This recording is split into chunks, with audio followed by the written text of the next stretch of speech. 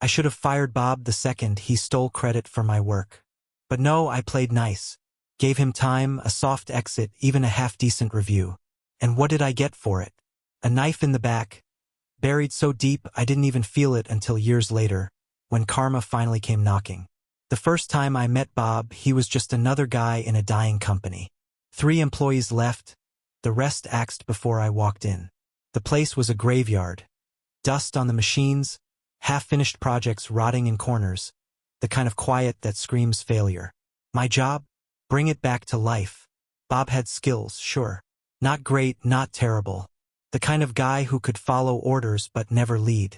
I hired him because he knew the industry, and at the time I needed warm bodies who wouldn't screw things up worse. 2 years. That's how long it took to drag that company out of the grave. I cut the fat, streamlined processes, dumped money into tech that actually worked. We went from 3 employees to 30, from scraping by to $10 million in revenue. Every win was mine, every late night, every call, every decision. Bob? He did his job. Barely.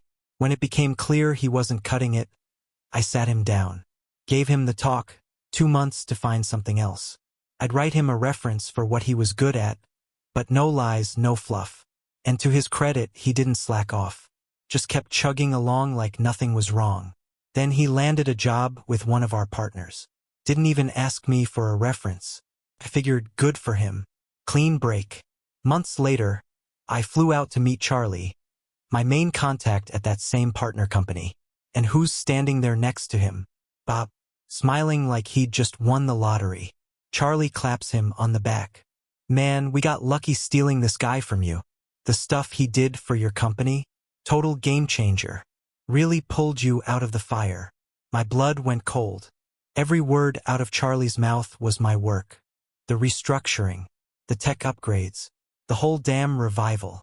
And Bob just stood there, nodding along like it was all his. Charlie threw me a bone. Well, Aguianthahil helped, I guess.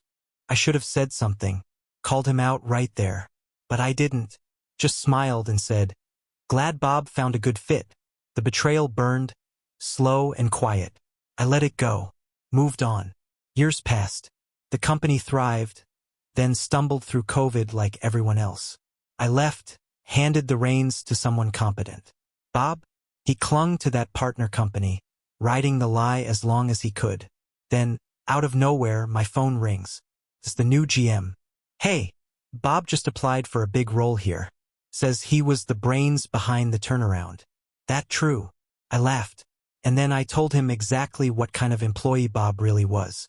Karma's a bitch. And sometimes she's right on time. The silence on the other end of the phone was thick. I could practically hear the GM's brain recalibrating. Damn, he finally said. He made it sound like he was the one who rebuilt everything. I leaned back in my chair, staring at the ceiling. The office I'd left behind felt like a lifetime ago. But the irritation? Still fresh. Yeah, well, he wasn't. I didn't trash Bob. Didn't need to. Just laid out the facts. His actual role, his limitations, the real reason he'd been let go. No venom, no exaggeration. Truth's a hell of a weapon when you don't swing it like a bat. The GM side. I was about to offer him the job. Dude had the whole humble genius act down. I smirked. Yeah, he's good at that. We hung up. I didn't ask what happened next. Didn't need to. But I did wonder how Bob took it. A month later, I ran into him at an industry event. Not on purpose. These things are always a minefield of forced small talk and stale coffee. I was nursing a lukewarm cup when I caught sight of him across the room. Same slightly too tight suit, same practiced grin. Our eyes locked. His smile flickered. For a second, I thought he'd bolt. But no. Bob straightened his tie and walked right over. Hey, he said, voice too casual. Long time. I nodded. Yep. Awkward pause. The kind that stretches like a rubber band about to snap. Then, out of nowhere, he exhaled hard and rubbed his forehead. Look, I know you talked to them. No denial. No fake confusion. Just straight to it. I raised an eyebrow. And he glanced around, like someone might be listening. I shouldn't have taken credit for your stuff back then. It was stupid. Yeah, it was. Another pause. He looked tired. Not angry, not defensive. Just worn out. I thought if I played it up, I'd finally get somewhere, he muttered. Instead, it just blew up in my face. Again. I almost felt bad. Almost. Then he shrugged, forced a laugh. Guess I'm just not as good at faking it as I thought. And there it was. The quiet, ugly truth. Bob wasn't some mastermind playing the long game. He was just a guy who kept betting on the wrong lie. I didn't say I told you so. Didn't rub it in. Just sipped my coffee and said, maybe try being good at something instead. He flinched. The speaker announced the next panel. Saved by the Bell. Bob nodded, mumbled something about catching up later, and vanished into the crowd. I watched him go, wondering if he'd actually learn this time. Probably not. But hey, not my problem anymore. The thing about lies is they don't just vanish when they're exposed. They leave stains, little greasy fingerprints on everything you touch after. I found out later that Bob didn't just lose out on the job at my old company. Word got around. Not because I spread it, but because that's how industries work. Someone talks to someone, and suddenly the guy who built his career on borrowed credit can't even get a call back. I didn't go out of my way to check up on him. But the universe has a funny way of dropping updates in your lap. 6 months after that awkward run-in, I got an email from Charlie, the same partner who'd once sung Bob's praises. You'll never guess who just applied here, he wrote. Again. I didn't have to ask. Turns out Bob had been let go from his latest gig. No surprise there. But what was surprising? The sheer audacity of his next move. He'd reapplied at Charlie's company, the same place he'd spent years pretending he'd been the brains behind my work, and this time, he'd inflated his role even more. Charlie attached the resume. I skimmed it over my morning coffee, half amused, half disgusted. According to the document, Bob hadn't just contributed to the turnaround of my old company, he'd spearheaded it. Words like pioneered and orchestrated jumped off the page. My favorite line? Revolutionized operational efficiency through strategic overhauls. I snorted. The guy couldn't even streamline his own bullshit. Charlie's next email was a single line. Should I call him out? I stared at the screen. Part of me wanted to say yes. To finally watch Bob squirm under the spotlight he'd been dodging for years. But the bigger part, the part that had moved on, built new things, left that chapter behind, it just didn't care anymore. I typed back, up to you. But if you hire him, don't say I didn't warn you. I didn't hear anything else about it until last week. I was at a bar with the GM from my old company swapping war stories when he brought Bob up out of nowhere. You know he's driving for Uber now? I almost choked on my beer. Seriously? Yep. He swirled his whiskey. Saw him pick up my neighbor. Awkward as hell. I tried to picture it, Bob hunched over a steering wheel, staring at the GPS like it was another problem he couldn't fake his way through. Damn, I said. The GM shrugged. Some people just don't know when to quit. We clinked glasses. And that was that. You'd think that would be the end of it. But people like Bob, they don't fade away quietly. They double down. 3 weeks after that bar conversation, my phone buzzed with a LinkedIn notification. Bob has endorsed you for leadership and strategic planning. I stared at it like it was a grenade with the pin pulled. What the hell was this? Some kind of peace offering? A sad attempt to rewrite history? I clicked his profile. Independent consultant. Of course. When the lies catch up, just rebrand. Then I noticed the recommendations section. My stomach dropped. There it was, a glowing testimonial from Charlie, praising Bob's transformative impact on their partnership.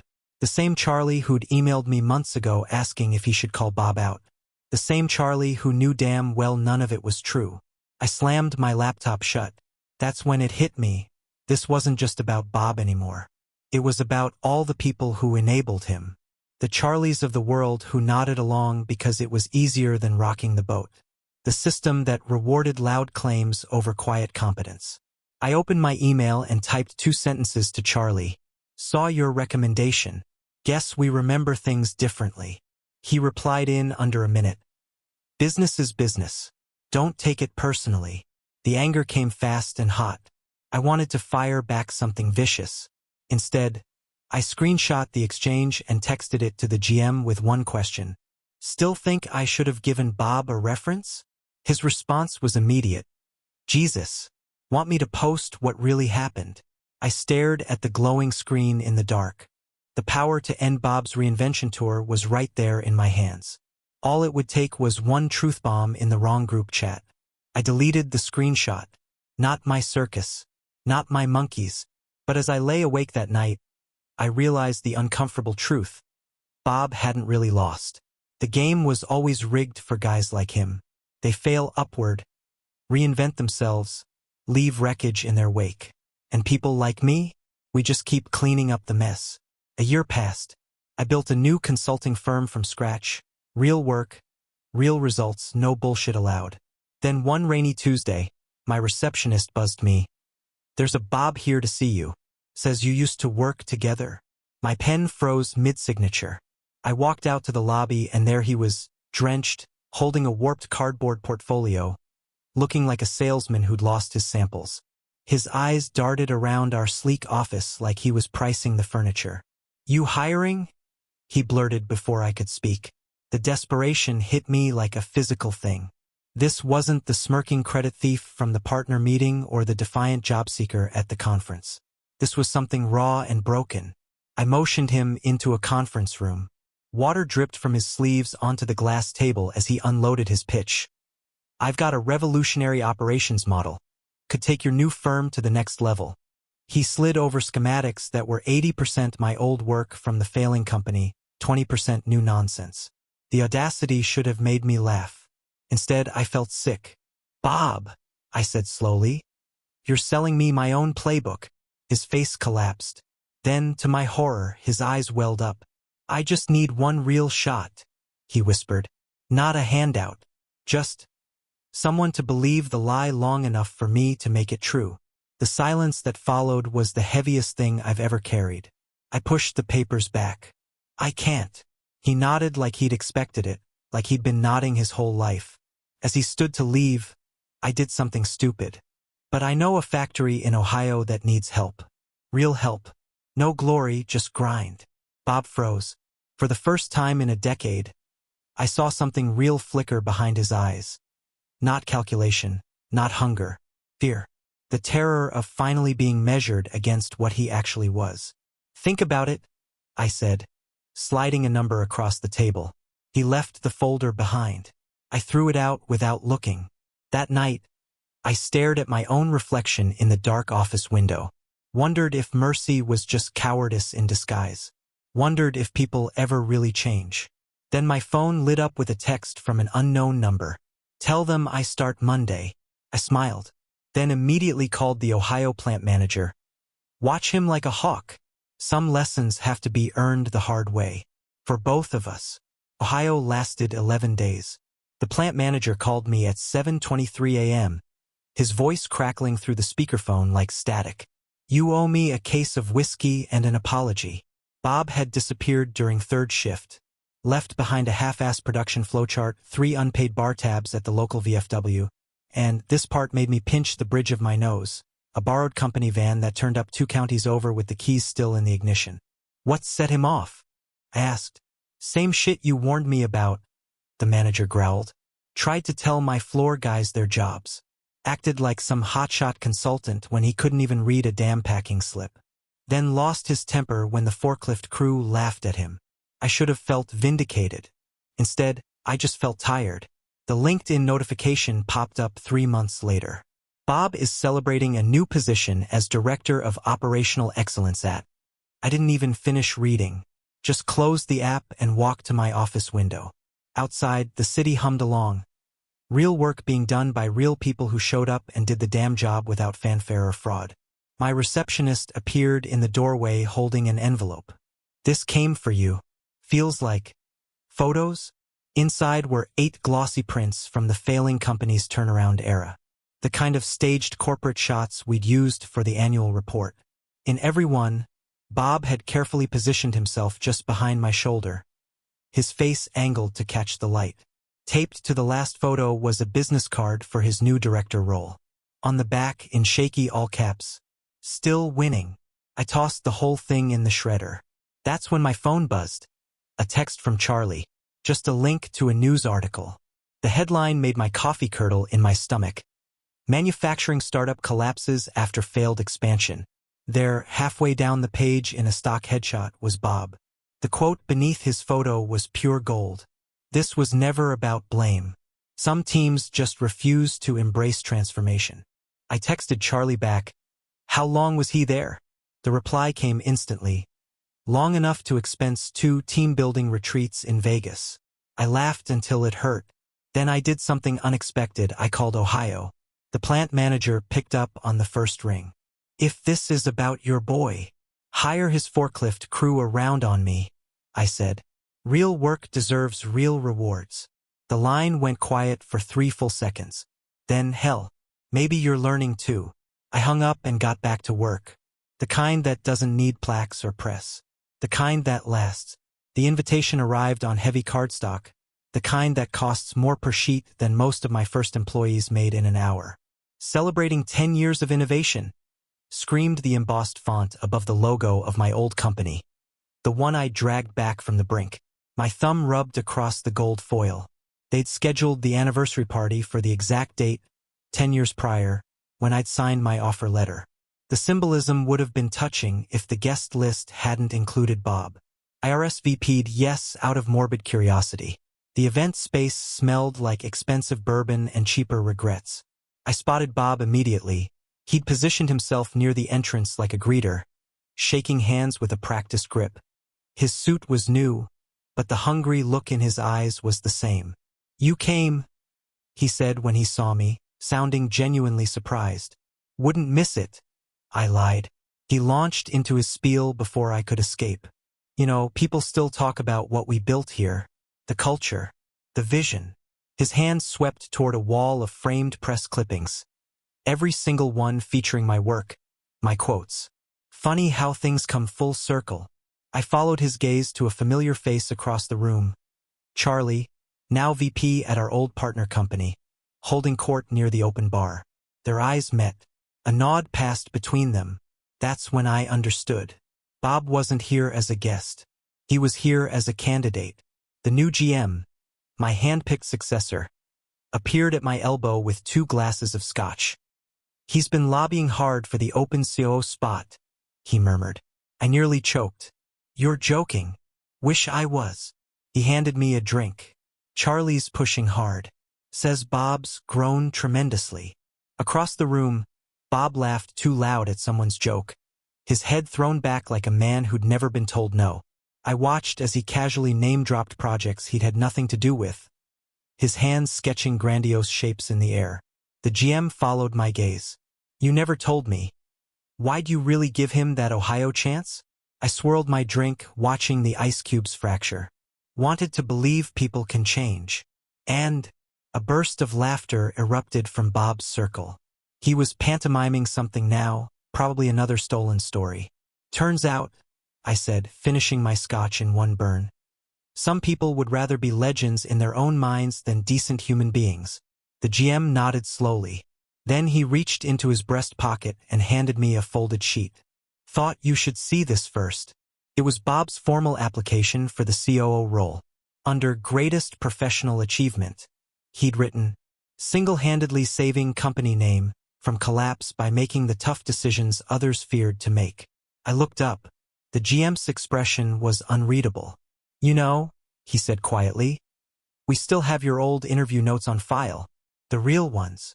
Outside, a cab screeched to a halt. Somewhere in the city, another sucker was being born. I handed back the paper. Guess history's about to repeat itself. The GM's smile didn't reach his eyes. With one difference. What's that? He straightened his tie. This time, I'm not warning him first. The party roared on around us. A sea of clinking glasses and borrowed glory. Somewhere in the crowd, Bob laughed again. The sound bright and hollow, like a bell with nothing inside. The GM's words should have felt like victory. Instead, they settled in my gut like bad sushi. I watched Bob work the room, slapping backs and dropping names, his every gesture screaming, I belong here, to anyone who didn't know better. I needed air. The rooftop terrace was deserted except for a lone bartender polishing glasses. Below us, the city pulsed, real people doing real work while we played corporate dress-up. I was on my second whiskey when the door banged open. Bob. He swayed slightly, his tie loosened, cheeks flushed with alcohol and adrenaline. "There you are," he slurred. "Avoiding me?" I didn't answer. He grabbed the bottle between us, sloshing amber liquid onto the railing. "They're gonna announce the COO tonight," he confided, breath hot with bourbon. Charlie's got the board wrapped up. The pieces clicked. The anniversary party. The timing. This was never about celebration, it was a coronation. "Congratulations," I said flatly. Bob's grin faltered. "That's it? After everything?" Wind whipped between us, carrying the sounds of traffic and distant sirens. Everything I wanted to say about integrity, about earning your place, stuck in my throat. What was the point? The Bobs of the world always land on their feet. Then his phone buzzed. He fumbled it, the screen lighting up with a preview of Charlie's text. "They want you. 15 minutes. Bob's face transformed. For a split second, I saw the raw, unfiltered hunger. The same look he'd had a decade ago watching me rebuild his failing company. "Gotta go," he muttered, already backing away. I should have let him. Instead, I said the one thing that could shatter his moment. "They have my original notes." Bob froze. "What?" "From your review. The real one." I took another sip, watching realization dawn. "The one where I said you couldn't lead a 2-car funeral." His face went slack. Then, faster than I expected, he lunged. The bottle shattered between us, whiskey spraying like cheap cologne. The bartender shouted. Bob's fist connected with my jaw in a burst of white pain. We crashed into a table, sending glassware flying. Somewhere below, the party continued. Security hauled us apart minutes later. Bob screamed about sabotage, about conspiracies, his designer shirt torn, nose bleeding. I spat blood on the rooftop tiles and laughed. The GM appeared in the doorway, flanked by board members. His expression said everything. Bob wrenched free, straightening his clothes. "Sir, this isn't. We've seen the footage," the GM said quietly. "And the records." For the first time in 10 years, I saw real fear in Bob's eyes. Not embarrassment, not anger. The gut-level terror of a man watching his last bridge explode behind him. Charlie pushed forward, face purple. "Now wait just. You too," the GM said. The silence was beautiful. Bob looked at me, then really looked at me, and I saw the moment he understood. No more partners to play. No more lies to hide behind. Just the cold, hard truth he'd spent a decade running from. Security escorted them out through the service elevator. The party never noticed. Back inside, a jazz band struck up a new number. The GM handed me an ice pack. "You okay?" I touched my swelling jaw.